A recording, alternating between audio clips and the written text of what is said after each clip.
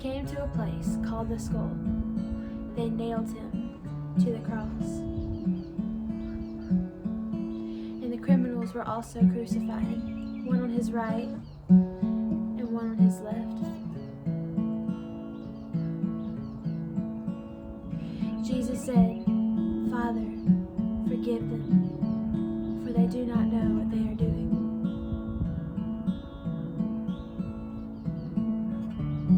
And the soldiers gambled for his clothes by throwing dice. The crowds watched and the leaders scoffed. "He saved others," they said. "Let him save himself, if he really is God's Messiah, the chosen."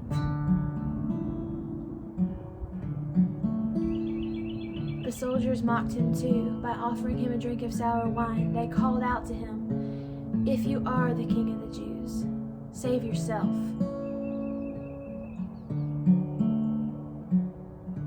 A sign was fastened above him with these words, "This is the King of the Jews." One of the criminals hanging beside him scoffed, "So you're the Messiah, are you? Prove it by saving yourself and us too while you're at it." But the other criminal protested, "Don't you fear God even when you have been sentenced to die? We deserve to die for our crimes, but this man hasn't done anything wrong." Then he said, "Jesus, remember me when you come into your kingdom." And Jesus replied, "I assure you, today you will be with me in paradise." By this time it was about noon, and darkness fell across the whole land until 3 o'clock. The light from the sun was gone,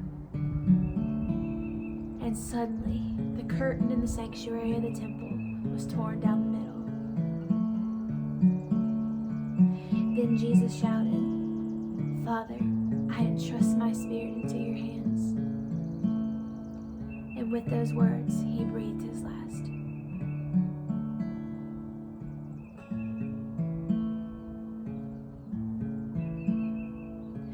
When the Roman officer overseeing the execution saw what had happened, he worshiped God and said, "Surely this man was innocent."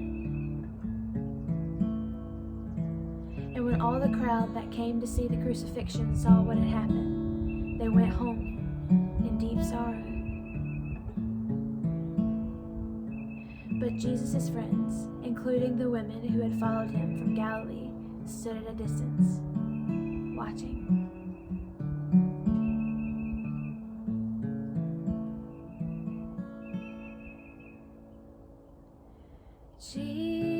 Jesus paid it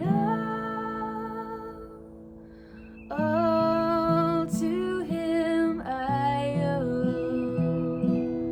Sin had left a crimson stain, he washed it white as snow.